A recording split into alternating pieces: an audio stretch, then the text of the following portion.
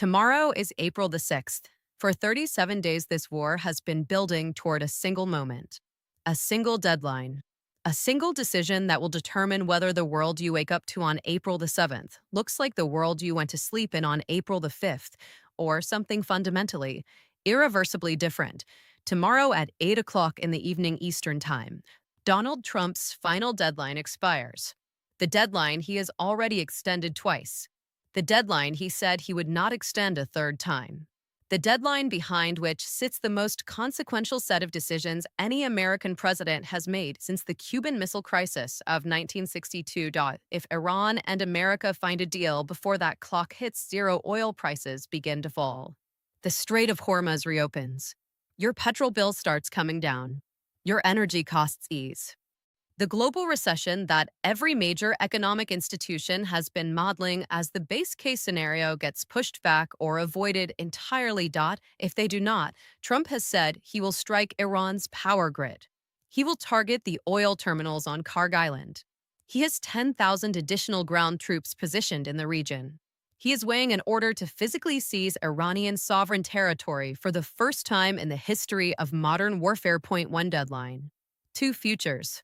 24 hours. And in this video, we are going to tell you exactly what is happening right now, today, in the final hours before the clock runs out. We are going to tell you what both futures actually look like for real people in real places. And we are going to tell you the one thing that nobody else is saying clearly enough about what happens after April the 6th, regardless of which way it goes. This is Geo Polity. This is episode 12. The episode we have been building toward for 11 weeks and 37 days. The deadline episode. Welcome back. If you have been with this channel since episode 1, since the oil shock and the Strait of Hormuz and the $100 barrel and the bombs on Tehran in late February, you have watched us connect every dot of this crisis into a picture that no single headline, no single news channel, and no single government briefing has been willing to give you complete and unfiltered. Today is the day the picture becomes whole. If you are new here, please subscribe and start at episode 1, because what you are about to hear will be the most important thing this channel has ever said. And it will mean infinitely more if you understand the 37 days that led to this moment. Let us start with where the diplomacy actually stands right now, because the public statements and the private reality of these negotiations are very different things. And understanding that gap is essential to understanding what tomorrow actually means. Publicly, the situation looks confused and contradictory. Trump says talks are going very well. Iran says there are no direct negotiations. Trump says Iran is begging to make a deal. Iran says it will end the war on its own terms when it decides to. Trump says Iran agreed to most of his 15 points. Iranian officials say the 15-point plan is maximalist and unreasonable. These contradictions are not accidents. They are the performance layer of a negotiation whose real content is happening in rooms that nobody outside a very small circle of officials in Washington, Tehran, Islamabad, and Muscat can see. Here is what we know from verified reporting. U.S. Special Envoy Steve Witkoff confirmed the U.S. had presented a 15-point action list that forms the framework for a peace deal, which mediator Pakistan gave to Iran. Witkoff said if we can convince Iran that this is the inflection point with no good alternatives for them other than more death and destruction, we have strong signs that this is a possibility. CNN strong signs. Not certainty. Not a done deal. Strong signs. That is the language of a diplomat who sees a path but cannot guarantee the destination. Iran formally responded to the 15-point U.S. ceasefire proposal, repeating demands for security guarantees and control of the Strait of Hormuz. CNN Iran responded. It did not simply reject. It counterproposed. That is the language of a party that wants a deal but needs different terms. The question is whether the gap between the terms is bridgeable in the hours that remain before 8 p.m. tomorrow. Trump said that Iranian officials are allowing 8 boats of oil to pass through the Strait of Hormuz, suggesting it was an apparent act of good faith for negotiations. Well, I guess we are dealing with the right people, said Trump, who indicated the tankers are operating under Pakistani flags. CNN 8 tankers. Under Pakistani flags. Moving through a strait that has been functionally closed for 5 weeks. That is not a reopening, but it is a signal. a signal that says we are not maximally hostile, we are not completely close to a deal, we are showing you a small gesture of what full compliance would look like. Gestures like this have preceded deals before. They have also preceded collapses before. The next 12 to 24 hours will determine which category this one falls into. Now let us talk about the military picture. Because the diplomatic picture exists inside a military context that is escalating simultaneously. And that simultaneous escalation is the most dangerous feature of this final day. The Pentagon is considering sending up to 10,000 additional ground troops to the Middle East, a senior defense official said, according to the Wall Street Journal. CNN 10,000 ground troops, on top of the forces already in the region. Positioned for what the Pentagon is calling contingency operations, but what every serious analyst reading the deployment patterns understands to mean preparation for a ground invasion or an island seizure operation. Washington recognizes Iran is unlikely to accept the concessions outlined in the administration's 15-point proposal, prompting the U.S. to deploy thousands of troops to the region with the reported objective of seizing Kharg Island. A second official from another mediating nation cautioned that while U.S. forces may be capable of capturing the island, maintaining control over it would likely require a prolonged military commitment and additional troop deployments, meaning an extended conflict. CNN let us be completely clear about what that means. American military planners are deploying ground forces in preparation for the possibility that the diplomacy fails. They are not doing this as a bluff. They are doing this because at 8 p.m. tomorrow, if there is no deal, Trump has committed publicly multiple times to action that he cannot walk back without catastrophic political damage. And the costs are already real and already being paid. 13 U.S. service members have been killed since late February, according to the U.S. Central Command. More than 30 people have been killed in Arab countries along the Persian Gulf since February the 28th. Many of the victims were migrant workers, an unprotected and exposed demographic. The Washington Post 13 Americans dead, 30 civilians dead in Gulf countries, nearly 2,000 Iranians killed by American and Israeli strikes, 1,189 people killed in Lebanon. And the war is 37 days old. Every one of those numbers is a person, with a family, with a history, with people who are waking up every morning to the absence of someone they loved. The diplomacy happening in the final hours before tomorrow's deadline is not abstract.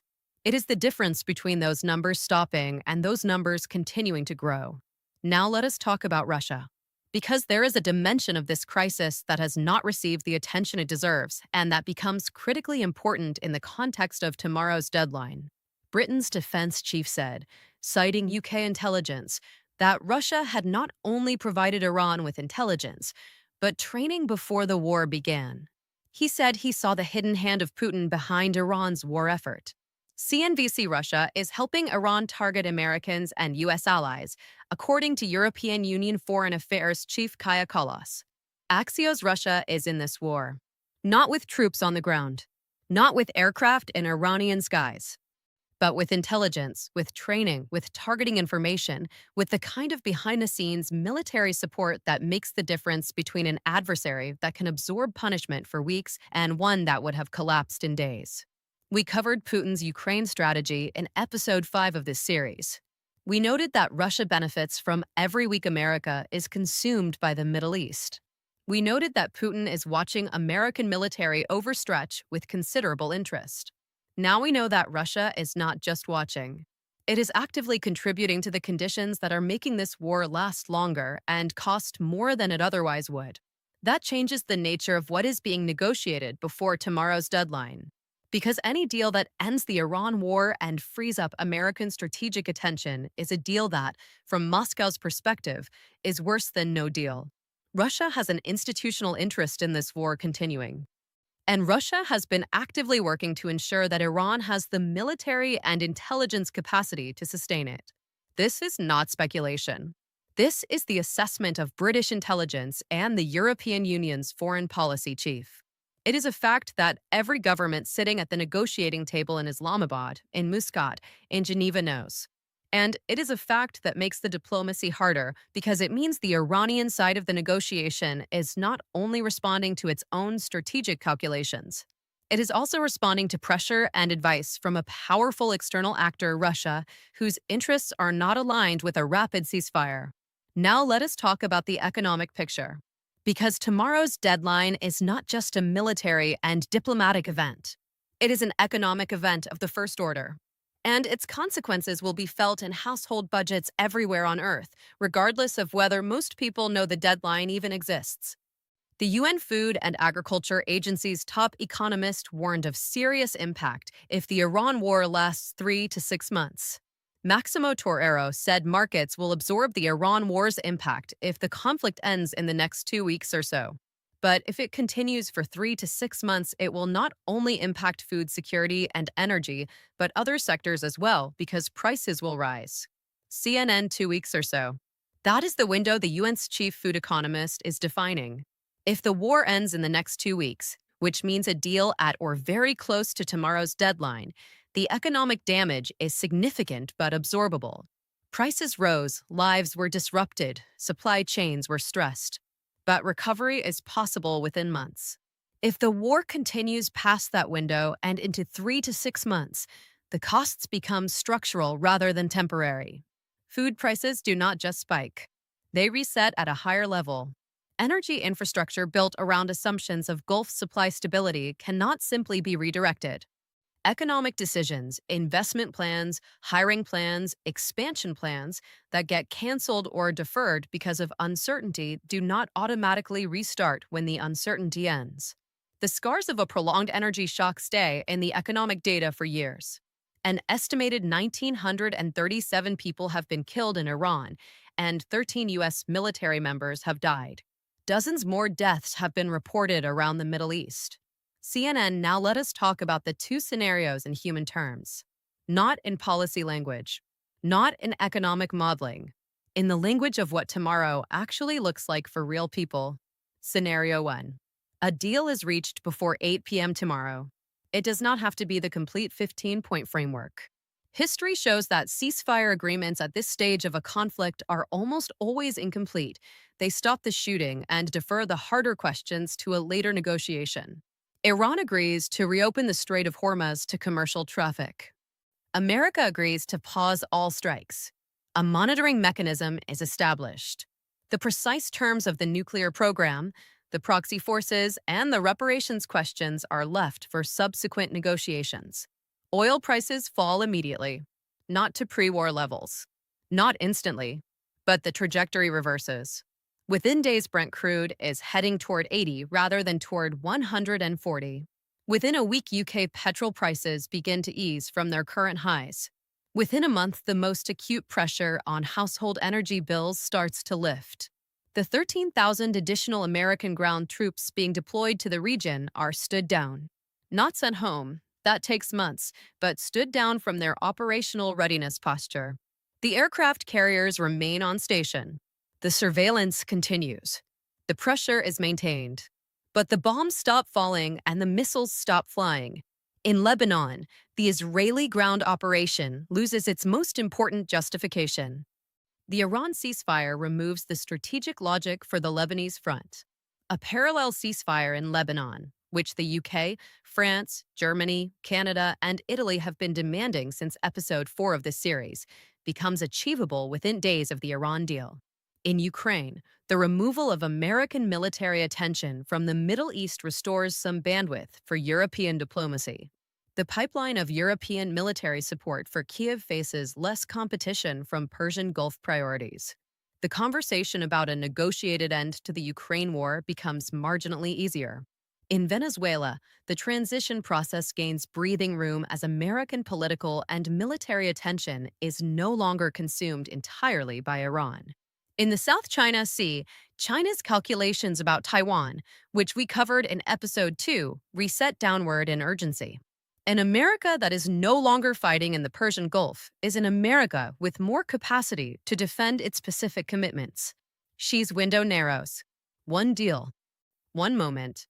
Consequences that ripple through every crisis we have documented in 12 episodes. Scenario 2. 8 p.m. tomorrow comes. No deal. Trump follows through. The first strikes hit Iran's power grid. Cities go dark. Hospitals lose power and switch to emergency generators that will last days, not weeks. Water treatment plants fail. The civilian population of a country of 90 million people faces a humanitarian catastrophe that the International Red Cross has been warning about for weeks. Iran retaliates. Not at military bases. Not calibrated to wound without killing. The calibration phase is over. Iran retaliates at the infrastructure that keeps the Gulf states functioning. Desalination plants that provide drinking water to millions of people in a region where there is almost no natural fresh water. Electricity generation facilities. Port infrastructure. Oil terminals. The 10,000 additional American ground troops enter combat operations. Whether as part of a Kharg island seizure or as the advance force of a ground invasion of Iran itself, American soldiers are in combat on Iranian or Iran-adjacent territory for the first time in this conflict. The casualty trajectory changes. 13 dead becomes a number that grows faster. Oil hits $140, then $160. Then the models that Goldman Sachs and Oxford Economics have been running become the reality rather than the projection. $200 oil. The biggest economic shock since the Great Depression. Stock markets that have been absorbing this crisis for 5 weeks, that have been pricing in a deal, that have been pricing in rational actors choosing compromise over catastrophe, reprice everything simultaneously. The losses are not the gradual declines of a managed slowdown. They're the sudden, violent repricing of a world that has stepped off a cliff. Wall Street had its biggest loss of the war on the day Iran formally rejected the ceasefire plan. CNN, that was a rejection. Imagine the markets on the day the strikes actually begin on the power grid. Imagine the markets on the day ground troops land. The recession that began as a risk becomes a certainty.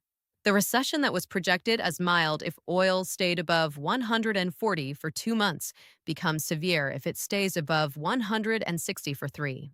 And in scenario 2, there is no clear mechanism for bringing oil back below 140, because the war does not end with a power grid strike. It escalates. Now let us talk about something that nobody in the mainstream media is saying. The thing that is true regardless of which scenario unfolds tomorrow. The thing that 12 episodes of this series have been building toward. The world after April the 6th is not the world before February the 28th. Regardless of whether there is a deal or a catastrophe. Regardless of whether the war ends tomorrow or continues for months. The 37 days of this conflict have already changed things that cannot be unchanged. The Strait of Hormuz has been shown to be closable. For 5 weeks, the most important shipping lane in the world has been functionally closed. Every country that imports oil, every company that builds supply chains around Gulf energy, every government that plans its energy security on the assumption that the strait is always open, all of them know now that it is not always open. They will never fully unknow that. Investment decisions, infrastructure plans, energy transition strategies, all of them will carry the memory of these 5 weeks for decades. The American security umbrella over the Gulf has been shown to have limits. Iran struck American bases on Saudi soil. It wounded and killed American soldiers. It threatened American universities. It fired missiles at 6 Gulf countries simultaneously. And America, for all its overwhelming military superiority, has not been able to simply end the war by force. The credibility calculus that underpins American deterrence everywhere, in Asia, in Europe, in Latin America, has been affected. Not destroyed, but affected. Russia has been shown to be willing to actively support an adversary in a direct armed conflict with the United States. Not hypothetically, not through proxy ambiguity, through intelligence sharing and military training in a conflict where Americans have died. That is a threshold that has been crossed and cannot be uncrossed. And the global economic architecture has been shown to be more fragile than most people believed. 5 weeks of partial strait closure, $100 oil, 13 dead Americans, 37 days. And the global economy is already describing what is happening as the biggest oil shock in history. The question of how close the world is to a point of genuine systemic disruption has been answered by this crisis. Closer than almost anyone admitted before February the 28th. These are the changes that have already happened. Before tomorrow's deadline. Before whatever comes next. The deal or the catastrophe determines the magnitude of what follows. It does not determine whether something fundamental has shifted. That shift has already occurred. And that is the most important thing this series has been trying to help you understand. Not just what is happening, but what it means. Not just the events, but the pattern. Not just the deadline, but the world the deadline is operating inside. A world in transition. A world where the structures that managed and constrained the behavior of powerful actors for 8 decades are under more stress than at any point since those structures were built. A world where ordinary people, filling their tanks, paying their bills, watching their savings, wondering whether the university their child attends in Qatar is safe, are absorbing the costs of decisions made by a very small number of people in a very small number of rooms. Geo Polity was built to help you see that world clearly, not to tell you what to think about it, not to take a side in its conflicts, but to give you the information, the connections, and the context that turns breaking news into genuine understanding. 12 episodes, 37 days. And tomorrow is the day we have been building toward. We will be here tonight. We will be here tomorrow as the deadline approaches. And we will be here on April the 7th, whatever the 7th brings, to tell you what happened, what it means, and what comes next. If these 12 episodes have given you something, a clearer picture of a confusing world, a connection between events that seemed separate, a genuine understanding that no other source has provided, please like this video right now. Your engagement is what keeps this channel alive and reaching the people who need it. Subscribe and turn on every notification, because the next 24 hours are the most consequential this channel has ever covered. The deadline episode is coming. You need to be here for it. Share this video right now with everyone, because the people in your life who are going to wake up tomorrow and feel the consequences of tonight's decision without understanding why deserve the chance to understand it before it happens. Give them this channel. Give them 12 episodes of context. Give them the map. And comment below. Tell us what you think happens tonight. Deal or no deal? Ceasefire or catastrophe? Tell us where in the world you are and what you stand to lose or gain from how this ends. We read everything, every word, because your voice matters in a week when so many people feel that only the voices of the powerful do. 24 hours. This is Geo Polity. Stay informed, stay analytical, and we will see you on the other side of the deadline.